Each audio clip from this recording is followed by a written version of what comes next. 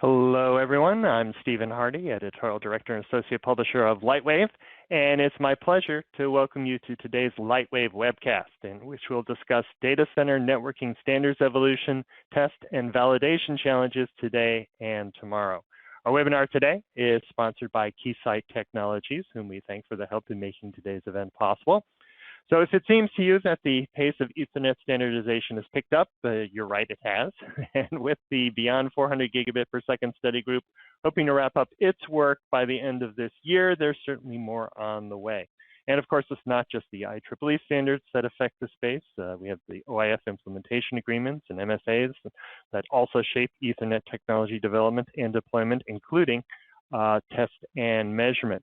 So within this context, today, we're going to focus on the challenges high-speed interconnect poses as we move to 112 gigabits per second now and 224 gigabits per second and beyond in the future.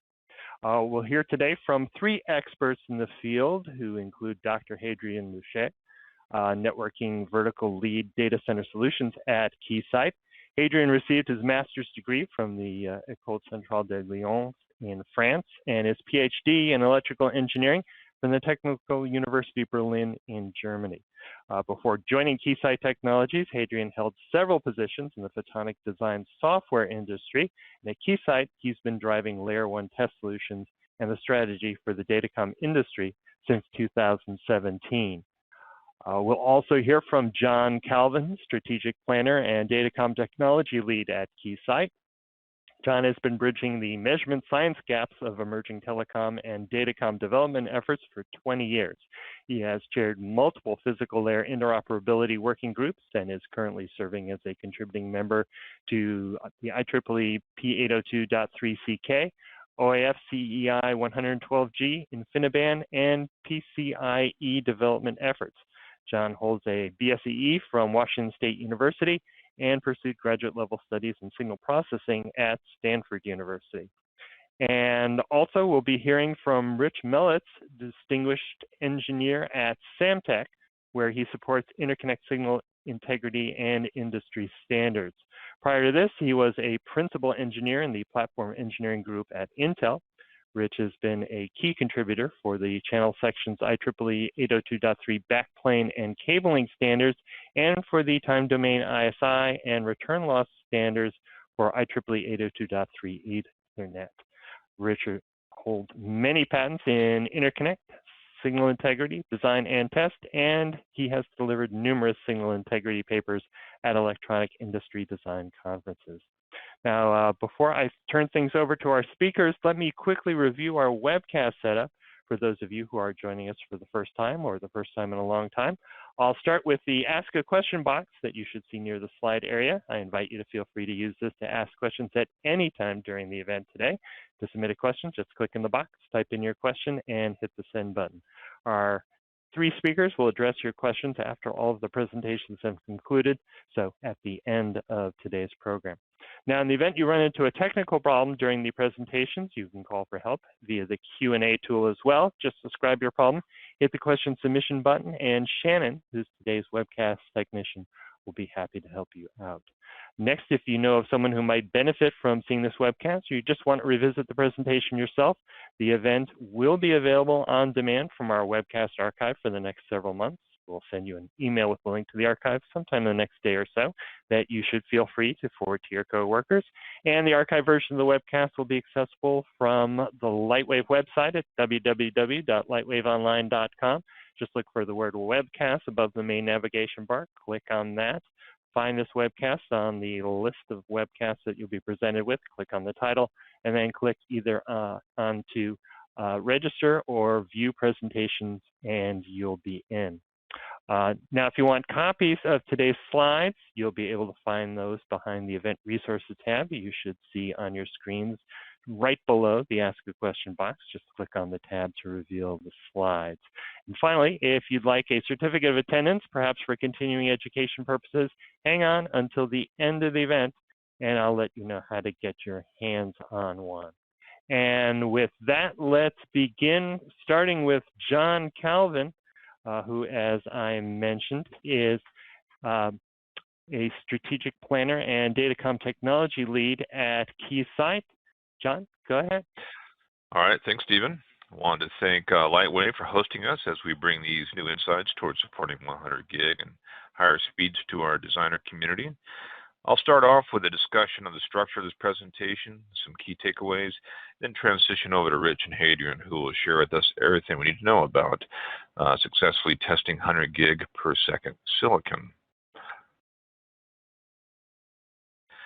Okay, to really understand the direction of IEEE and OIF, it's useful to understand the past here and the challenges this industry has overcome to get to this point in time with 100 gig and now 224 gig being discussed. I'll say it now, but within 7 years, we'll be here again with Lightwave discussing 548 gig roadmap. I'm pretty certain this progression will continue strong here as we look forward into the next couple standard revisions. COM has advanced considerably as well, and today we'll cover some of the areas where these analytical tools line up with empirical data with both physical layer setups, and Rich will give us some insights as to the makeup and the history of COM, and we'll go into details of the alignment between the physical layer measurements and the simulated measurements and how we deal with the mismatch that can occasionally occur between these. We'll then review the transition from simulating and evaluating transmitters, receivers with state-of-the-art test and measurement tools, and illustrate how our continued reliance on COM here is leading to a new set of tactics when it comes to leveraging COM in the physical testing domain, particularly as we focus on tuning of equalization systems, which is really important at 100 gig and beyond. It's still early in the 100 gig silicon rollout, but we're already seeing existence proofs of conformant silicon. As we advance this new specification to the standards ballot process, it's efforts like these that will ensure that this is a testable spec and that it can be realized with commercially viable margin. We're seeing the formation of two similar 200 gigabit per second standardization efforts presently, and perhaps by this fall, IEEE will be commissioning the formal task force to develop this next speed grade within the committee there.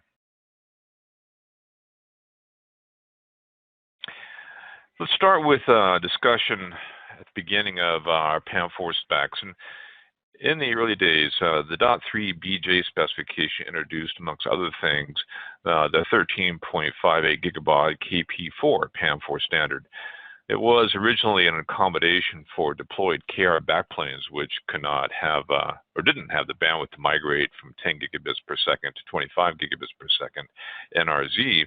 And while we didn't see a significant development and deployment of KP4 PAM, it did set the wheels in motion to expand this higher order modulation paradigm. That's prominently part of the 26 gigabaud PAM4 and .3 BS, and now 53 gigabaud PAM4 in the current .3 CK specification, which as of 2021 is in working group ballot. The interesting thing here is that we think about what's next. And while all options for higher data rates and modulation methods are presently on the table, there is a driving force for more efficient transmission methods. We may see the integration of close proximity optics either on die or near packaging of photonic engines. If there was one thing we've learned in this field, it's never to underestimate the abilities and drive of the engineers working on these standards. It's the realization that watching this process over the years that first we're accelerating, and that's the rollout of these specs are getting more time compressed. And second, we're always finding a way past the technology barriers given the right tools. And we're going to discuss some of those tools right now.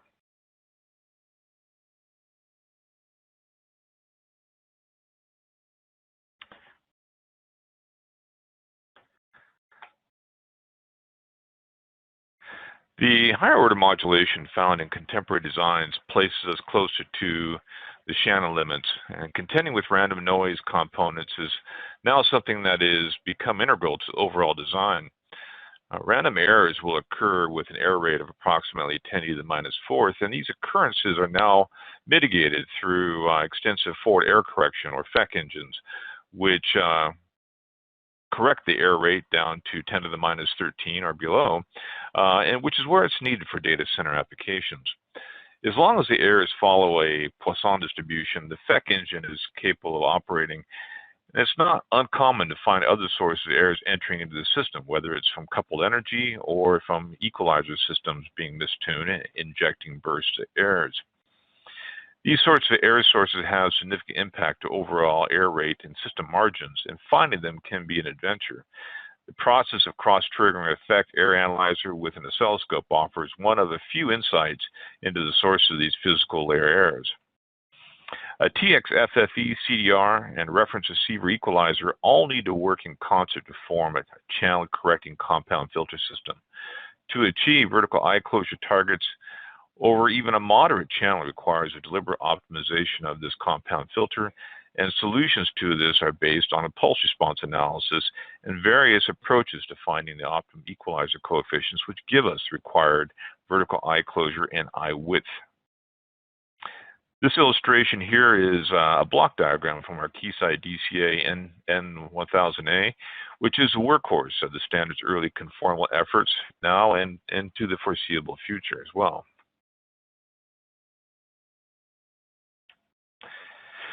One of the new digital synchronization methods found in the emerging 100 gig specs today is based on their Mueller-Muller clock recovery method.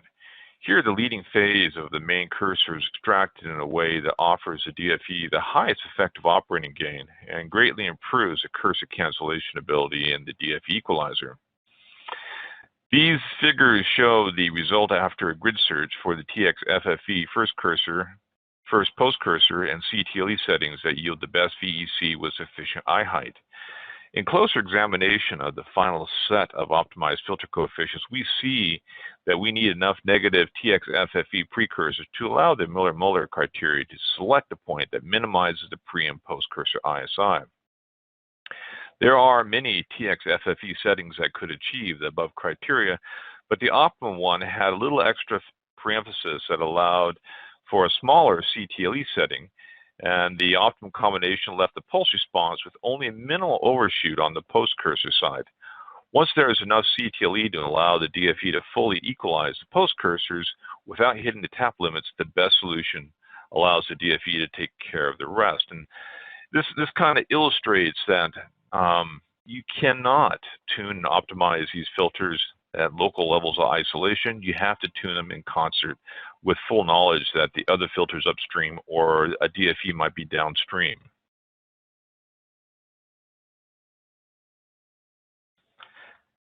The block diagram here shows a cyclical tuning diagram for determining the optimum combination of CTLE and DFE.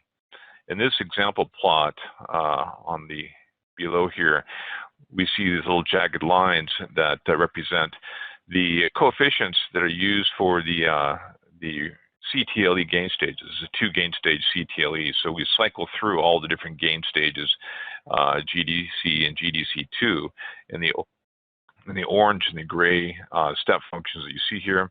And the blue trace is the resulting vertical eye closure that you get. And you can see here that the system is not linear, and you will see various local minima, which is what really necessitates the need for doing the full grid search. And this is a very time-consuming process as well. While the number of CTLE configurations is daunting to measure, the real problem is that the TX FFE needs to be optimized as well. And this has far more possible settings. An exhaustive search of the combinations would take prohibitively long to measure, so we need another way. COM has entered into this problem space with recent version, allowing us to feed a set of measured pulse responses and signal-to-noise ratio calculations into COM, and it will give us the computed maximum or optimum TX FFE, RX CTLE, and RX DFE coefficients. For high loss channels, this method is both fast, accurate, in some cases will tell us if we have a solution or we don't ahead of time. All right, I'm going to hand it over to Richard Mellitz. Richard, go ahead. Well, thank you for coming today. First error correction here is we're going to talk about 25 gig to 100 gig. Yeah, 50 gig we've been using it from COM from. It's going to talk about the COM evolution. And moving on to the next slide here. Basically, we started off with trying to analyze channels with just magnitude. And it's sort of like, without using magnitude and phase, it's like one hand clapping. And we sort of introduced this concept of COM somewhere around 2012 as a process to determine budgets for channel and devices.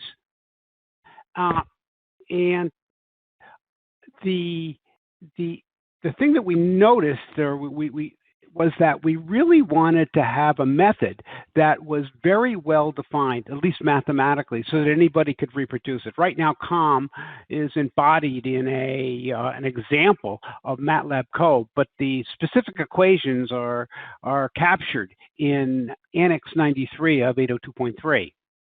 And basically, and this is a quote from John, is what he noticed is COM is really a basic minimum required capability, and the measurements suggest actual capability. Moving forward here, and here's the fundamental difference, and this is from classic SNR, signal to noise ratio, is it's a ratio of power. Everybody knows and studied the ratio of power for signal to noise, but in a voltage mode and a power limited and silicon resource limited environment, what's more prudent is the average signal voltage and the noise at a specific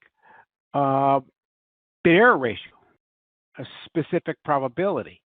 So this is fundamentally a difference here, and we're not going to explore this that much. But what we're going to really talk about is we're using actual probabilities to improve margin. The first presentation of COM early on was to show that we kind of throw out a margin that we could use if we use actual probabilities of noise as opposed to power, RMS type powering of noise. So basically, we have here the COM salt shaker. You sprinkle in a little bit of algorithm, MATLAB code, so to say, and configure it up with a few parameters from a spreadsheet, and out pops a channel operating margin. Okay, and the target here is really to focus on the trade-offs in the interconnect and devices. In other words, the device parameters, jitter, noise inside the device, and maybe crosstalk, return loss, all of these things budget together. If you have a little bit of one, you can take away from a little bit of the other. So the whole idea is to come up with an operating margin that budgets all of those so that you can pick and choose what you'd like and still get acceptable performance.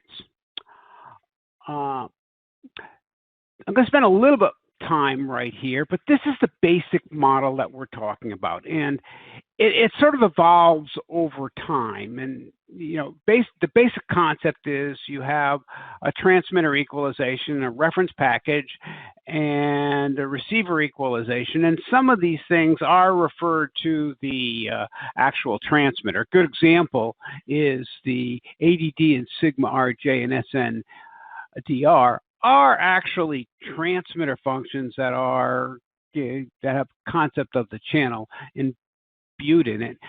However, the basic premise is there we can have a measured channel, which is from, at this point, the BGA balls to the BGA balls of two chips, very simply.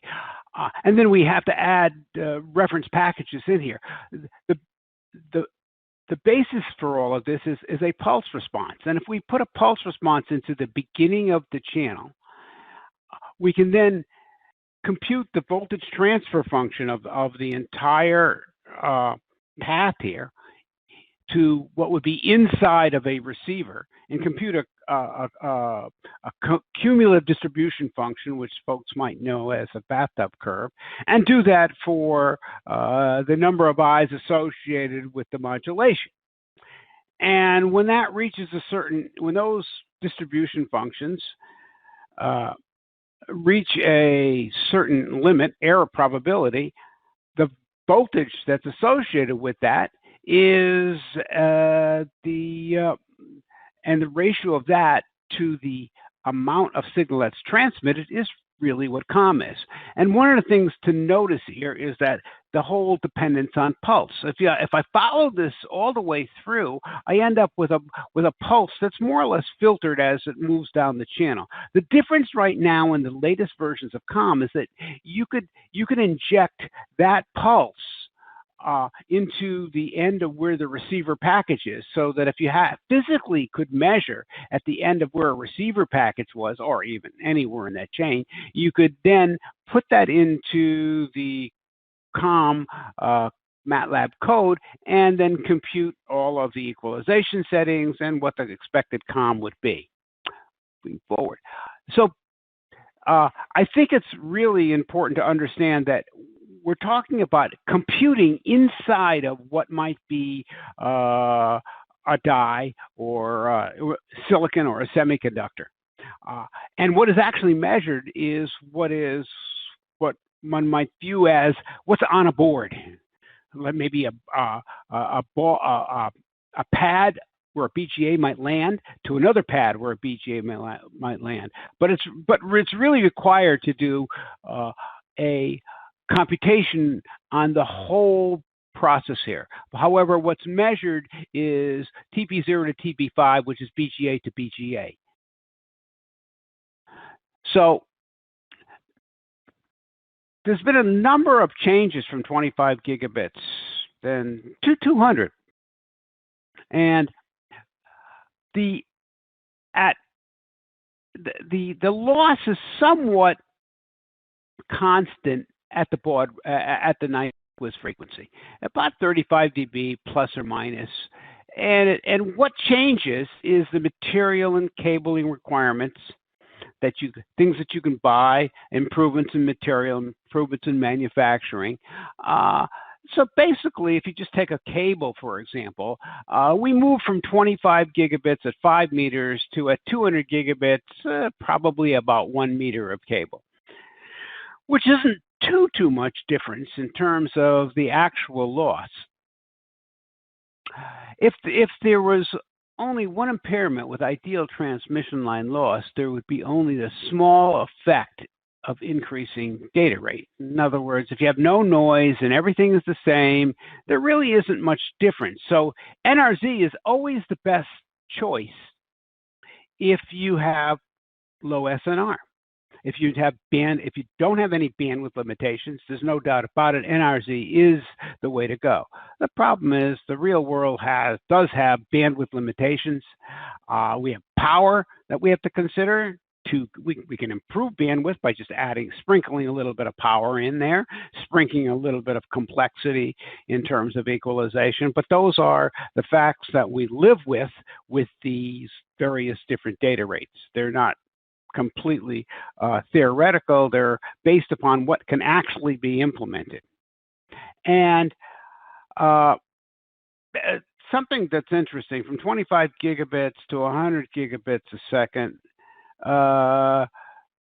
we just scale the unit, the capability. So that's something. I guess with 100 gigabits a second, it was actually 50 gigabits a second, and 25 gigabits a second had the same unit interval. More error correction here. But one of the things that makes things different is the physical space. This is something you want to consider. Consider that a unit interval, or is the space that a symbol might occupy, physical space, and H might be a vertical feature. One of the key things that happens as we increase the data rate is this ratio increases. And it also increases ISI. All of the modal impairments are basically based upon this, and the amount of equalization. In other words, we've increased the amount of decision feedback equalization and feed forward equalization as we move from 25 to 100 gig. We even added some capabilities for floating taps, which basically just increases the amount of equalization. And these are all been reflected in just changes in COM. We basically still have an FFE, a DFE, and some sort of filtering, and a CTLE, which is basically filtering, linear filtering. So what's happened as we move forward from the 25 gig was we basically went from a die load to the transmission line and a BGA load to a more complex T-coil aware multi-segmented transmission line with lower loss material. The structures are very similar. The equations are very similar. They just expanded a little bit greater. And the other thing to note is the FEC has changed from generation to generation, but we reflect that just in the required probability. In other words, the detector error ratio. We call it. Didn't want to call it bit error ratio because bit is not necessarily aware of symbols, so we call it detector is what a threshold detector would see. So we're using that. It's very and excuse me a minute. The transmitter noise also reduced, and the receiver noise reduced from moving from 25 gig to 100 gig. Is this noise likely to go down by the time we hit 200 gigabits a second? That's a good question.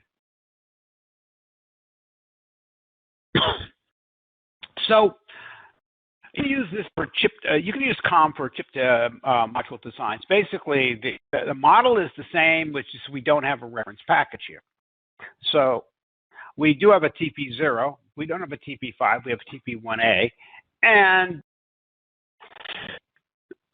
the channel model is measured between TP0 and TP1A, and this is for design. It's not standard, but basically this piece over in the right-hand yellow box is what is in the standard that is done in the instrumentation.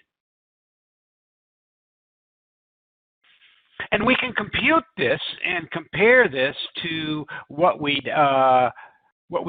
measure. The only difference is we have to characterize at TP0. We have to characterize edge rate filter, the amount of jitter you have, the transmitter noise, the basically pulse strength, level mismatches, and with all of that, we've got to figure out what the transmitter equalization needs to be. COM does that very nicely. It takes all that, does a full grid search of all the possible equalizations, and pops out the optimal equalization to use. So one of the differences is when we start at the end of the CK study group, we realized that the COM is only at a particular point. And in other words, a sample point called TS, which is based upon the Mueller sampling. The issue was that that's not what we measure with the oscilloscopes. So rather than measuring the worst of the voltage at a sample point for all three of these eyes, we measure the histogram over that window.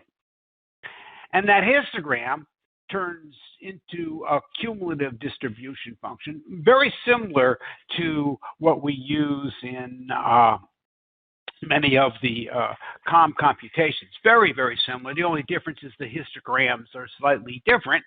And we end up with an eye height, which is basically a histogrammed eye height.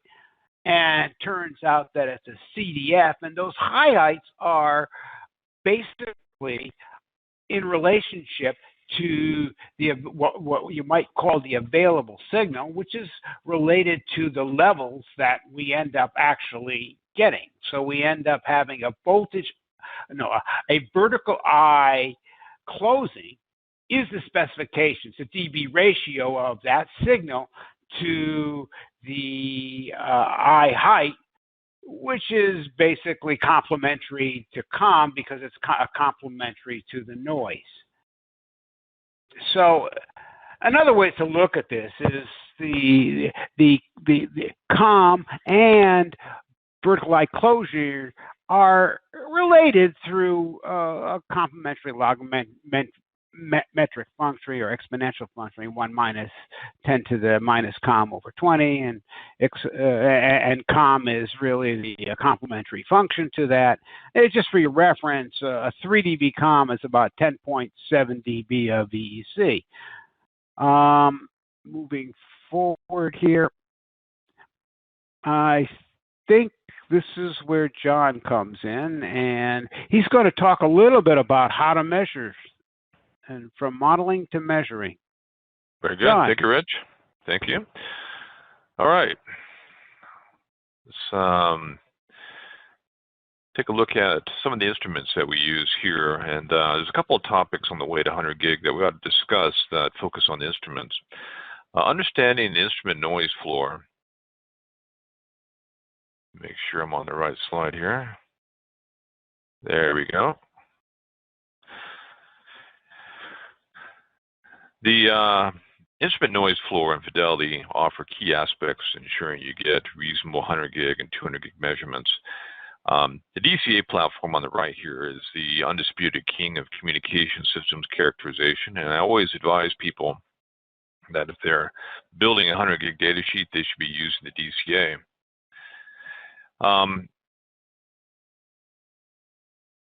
The UXR real-time platform does things a little bit differently, to say the least, and its architecture, acquisition architecture, is fundamentally different, but it brings a unique set of capabilities to the designer's workbench.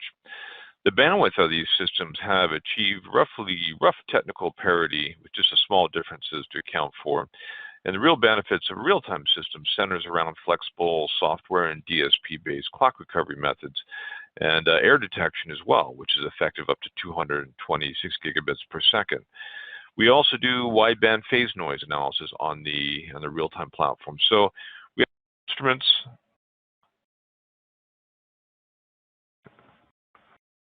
that can be applied to these measurements. All right. So the first point I wanted to discuss was noise.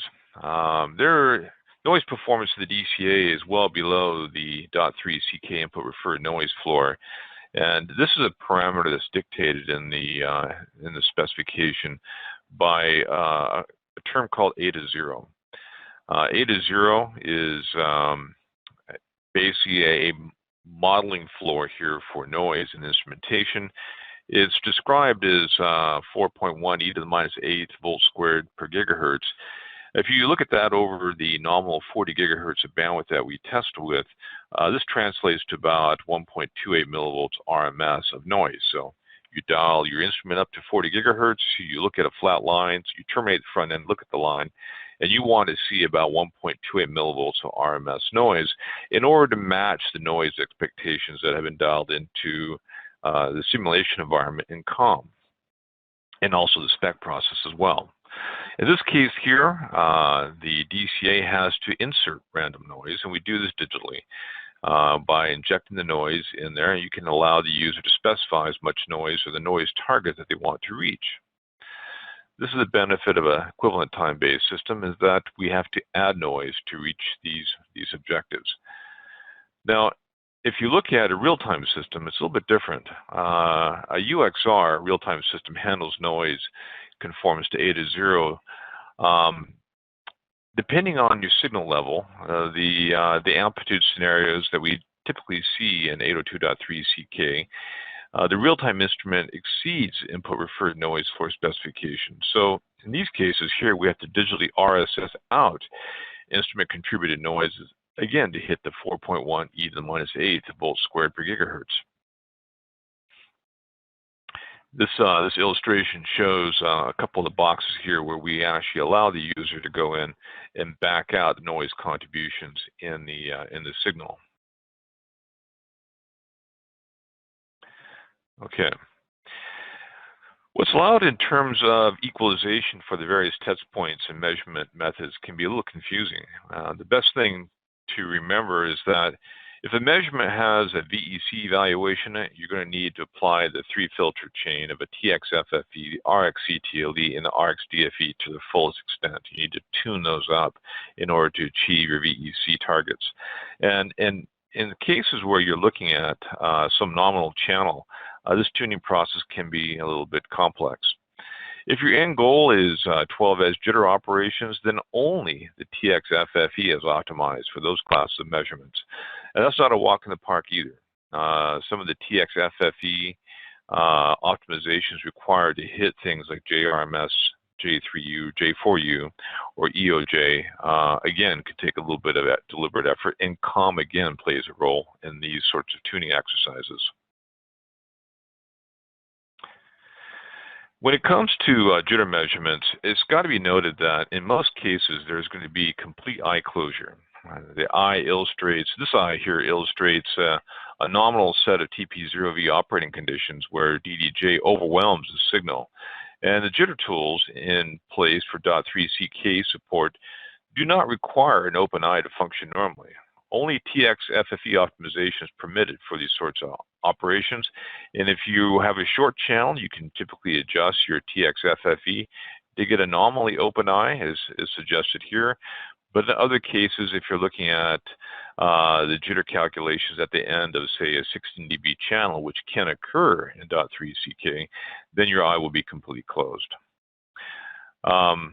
Performing a channel de-embed operation, which is your typical go-to strategy, where you would open the eye up through compensation of the lossy channel in your instrumentation, tends to excite your JRMS terms. So think about it. If you do a de-embed filter, you're applying gain at higher frequencies in your channel to compensate for the channel dependent loss found in your actual channel structure. And the result is that you excite RJ, and your JRMS number shows that excitation in RJ. So you can never get your JRMS numbers to line up if you do classic de-embed operations. You got to make your jitter calculations work on closed eyes. So with that, I'm going to hand it over to Hadrien. Hadrien? Thank you, John, for sharing your insights into the transmitter validation. So in this section, we will focus on the challenges related to the receiver validation. So standard bodies have defined two approaches to test digital receivers, and the first one is a so-called stressed eye method. This is a method used for testing IEEE chip-to-module interface, but also OIF-CEI very short reach interfaces. So the idea is to measure the BR, bit error rate, and frame loss ratio of a digital receiver while applying a calibrated stress signal to it. You can vary the jitter amplitude and jitter frequency and make sure that the device under test operates under different scenario. So on the right, you can see a typical receiver test setup where a stress signal generated by a bit error rate tester platform is generated and is applied to a device under test here. Usually you need some aggressor lanes that can be generated by the bit error rate tester or by the device under test itself. And in order to read the bit error rate, you can have a loop back to an error detector as displayed here on the screen, or you can use the device internal error counter. So I'll move to next slide. The challenge for this kind of stress eye test is actually the stress signal calibration. And as John explained in this section, the first thing you need is a reference receiver. For the IEEE, you need a specific reference receiver with a specific amount of noise and equalizer. So John explained all of this. I won't spend too much time on this. And the capability of this reference receiver is defined by the standard. You need to calibrate this victim lane here. And this victim lane goes through a channel. In the case here of a host input test, it needs to go to a mated fixture. And this fixture needs to comply to the standard. So basically, the insertion loss and reflection profile should be standard compliant. You also need to apply an aggressor lane and adjust the slew time and the amplitude of this aggressor lane to generate enough crosstalk for your test here. And the action takes place actually at the transmitter side, so at the pattern generator side, where we use the 5-step FIR filter of the transmitter. And also we can adjust this filter and adjust also the amplitude, also the amount of random jitter or bounded and correlated jitter we inject in the victim lane in order to actually calibrate the victim lane toward the worst case, which is allowable by the standard. In the case of host input test calibration, the worst case is a waveform which, after equalization, present a VEC of 12.5 dB and 15 millivolt eye height. What I haven't stated in the previous slide is that the calibration assumes ideal equalization on the transmitter side, the FIR filter, but also on the receiver side. And John mentioned it can be very cumbersome to carry out this joint optimization of the transmitter and receiver side. Per specification, this optimization is left up to the implementers. There is no auto negotiation for chip-to-module or chip-to-chip interface. So different approach exists to carry out this joint optimization, and the one we will discuss today is based on the COM tool. So assuming you can accurately characterize your transmitter, so the jitter profile of your transmitter, the SNDR, the rise time, or the linearity, and also accurately measure your test channel, your test fixture, then you can put all of this information in the COM tool that will provide you with very close to ideal settings for your transmitter, the end phases, and your receiver equalizer. So the 2 gains of the CTLE and the 5 steps of the FFE, sorry. But this is a very challenging and cumbersome procedure to make these measurements, and especially when it's not automated. So Rich mentioned a new feature that has been introduced in the latest COM release, which allows us to measure the pulse response of a system. So after the transmitter and the channel, put this as an input parameter of the COM, and the COM will again compute the optimized or close to optimal FFE DN phase step and receiver equalization settings. And this, of course, drastically reduce the complexity of the measurement, because you don't have to measure your transmitter and your channel independently from each other. So what you can see below are the really excellent agreement between the system pulse response that is measured in the lab for, on the left, a mated test fixture, and on the right for a longer channel. And you see 2 pulse response that are mostly really overlapping. This is the one measured in the lab and the one computed by the COM tool. The second receiver test approach that I would like to talk about today rely on the channel operating margin criteria. And it comes with a device testing perspective. So as Rich mentioned, the COM enabled to do trade-off in design of channel and design of SerDes. And it also enabled to measure the margin of a specific transmitter design or of a specific channel design. And in our case, it enables to measure the margin of a specific transmitter and channel together, both together. And this is usually our test equipment. So what we have in the lab is a transmitter and a test channel. And assuming we don't have a very bad transmitter and very bad channel, we may end up with a channel operating margin of 4.5 dB. This is an example for a reference receiver, which is specific to the standard we are looking at. But we want to test our receiver on our actual device with a channel operating margin of 3 dB. So what we can do is either to use worse transmitter or a worse channel, but from an experimentation point of view, it's not really the best thing you could do. So what you can do is to use the COM tool to compute how much amount of noise you should include in front of your device and the test to achieve this 3 dB channel operating margin.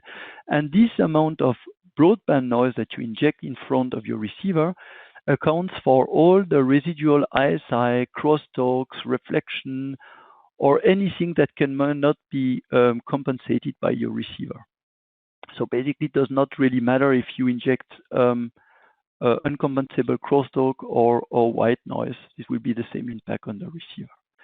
And this is actually what we are doing in the lab. So we characterize our transmitter, the test channel, and we use the COM to compute how much of broadband noise we should inject in front of the actual DUT to test it under the conditions that are specified in the standards.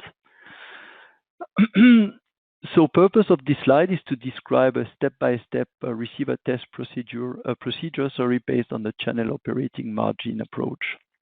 For first, the transmitter has to be characterized, and usually you do this with a sampling oscilloscope or a real-time scope oscilloscope, and metrics such as SNDR, transition time, or jitter profile should be measured.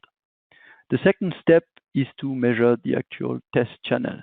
So this channel should be, again, compliant with the standard, but there are an infinity of possible channels you could use to test your device, right? And we don't want to test this many channels to make sure our device is compliant. So we take one which is compliant and characterize it using a VNA, for instance, measure the S parameter. And finally, we use the COM to compute how much noise, broadband noise, should be injected in front of the receiver to test it with a 3 dB channel operating margin, or whatever channel operating margin is required by the standards. So in the previous slide, and I mentioned that when we test the device, we measure the BR and then we are done. In reality, standards, both IEEE and OIF, requires measuring the bit error rate, but also the frame loss ratio. And here is why. All PAM4 based links rely on the KP4 forward error correction scheme to operate error-free. And this KP4 FX scheme can correct up to 15 error symbols in a code word of 544 symbols. The channel, not channel operating margin, but the FEC margin describes how far the system actually operates from having an uncorrectable code word. It means from having detecting a code word with more than 15 error symbols. So if you look now at the error statistic on the left of 200G lanes, they have the same BR, 1.6 to the -7, which is actually very low and well below the FEC limit of 2.4 to the -4. So we could say that these two lanes have similar performance. However, if you look at the distribution of error per code word here below, you see that the left channel have, we detect some code words with 11, 12, 13, 14, and even 15 errors. So the left channel has basically no FEC margin. It's operating very close to something we call the FEC cliff, and it has basically no margin, even though there is the post-fake BR is still 0. The right channel, on the other hand, shows some fake margin. We haven't detected any code word with more than 10 errored symbols per code word. So why are there some difference in terms of statistic between these two channels? The answer, we get the answer by looking at the burst error statistic. On the left channel, we have detected a lot of bursts. And this is, these bursts are leading to very long errors in a code word, and that make the this channel operating very close to where the FEC cannot correct the errors anymore. So we need to characterize these burst errors and make sure they do not limit the margin of our system. So this slide, I will go quickly through this slide, but it discusses the capability of Keysight error detector to count and capture and analyze this error burst. It's really important to recall that error bursts do not impact the BR at all. We don't see this in the BR. Recall the two channels before we were looking at have the same BR. So you need other ways to detect the presence of error burst. So Keysight error detector can be used again to count these error bursts, to also capture them and analyze them. You can also use some flexible definition for burst error. You can be interested in bursts that only lead to, let's say, 10, 12, or 13 error symbols, and neglect the one that leads to, neglect the short burst, for instance. And based on this analysis, you can basically compute the non-correctable fake frame and the frame loss ratio without the need to actually encode, fake encode and decode your signal. So it's a good alternative to real time, let's say, frame loss ratio measurement that requires fake encoding and decoding. So this will be my last slide, and I will try to summarize the key takeaways.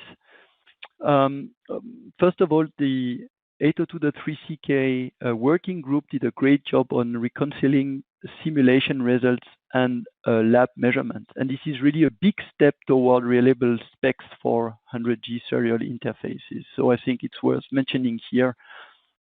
The second point I would like to discuss is that there are some commercial validation solutions already available for this 802.3ck specs, especially for chip-to-module and chip-to-chip.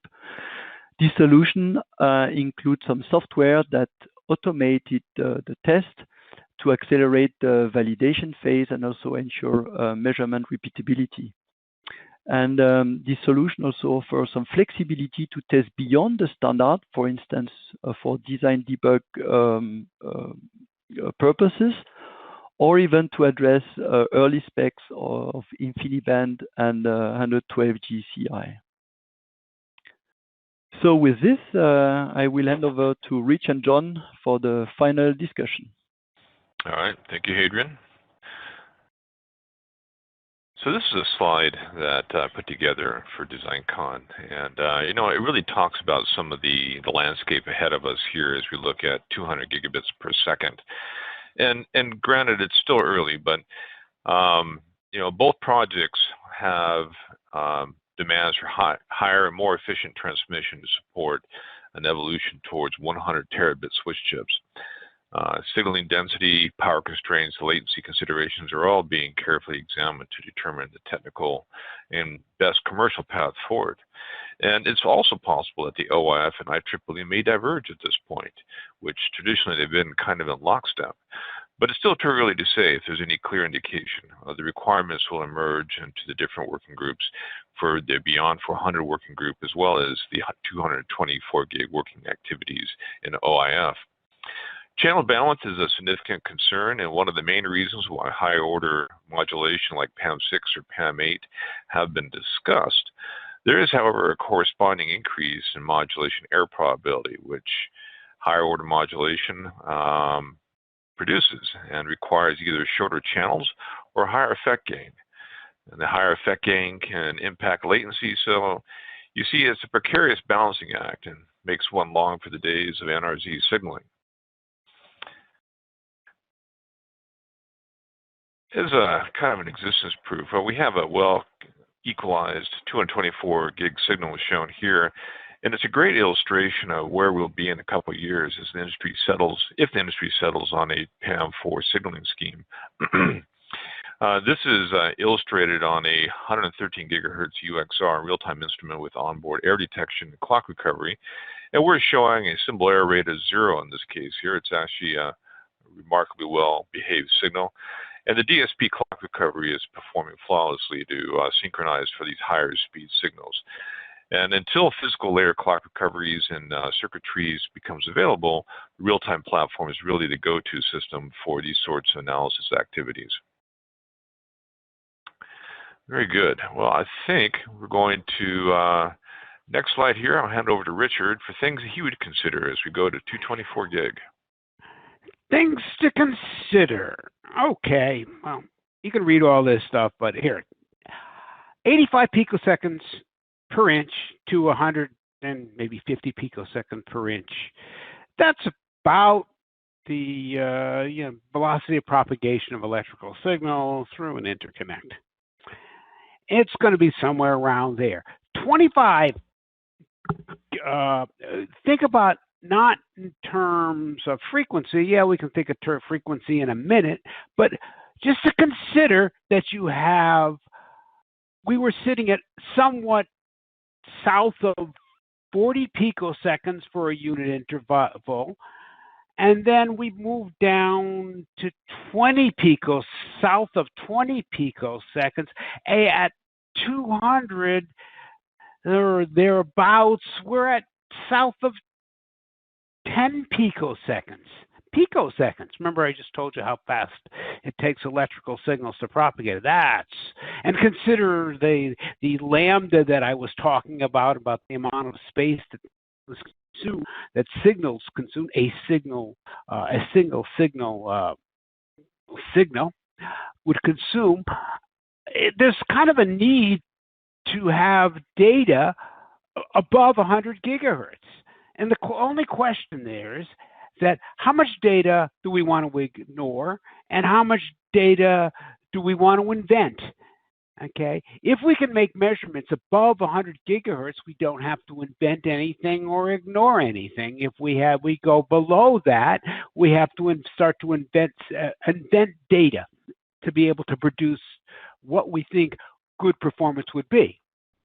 So I think COM is completely capable of higher data rates as long as you have enough bandwidth. So that's one thing to consider. The other thing to consider is as we move forward, we keep shaving away at specs and standards. And I'll give you two examples here. The thing called spec stack-up. I think that's kind of an issue here as we move forward. I've given the example a number of times. If you cut up a rope and you tie it all together back again, and you say, how come it's not as big as the rope that I gave you in the first?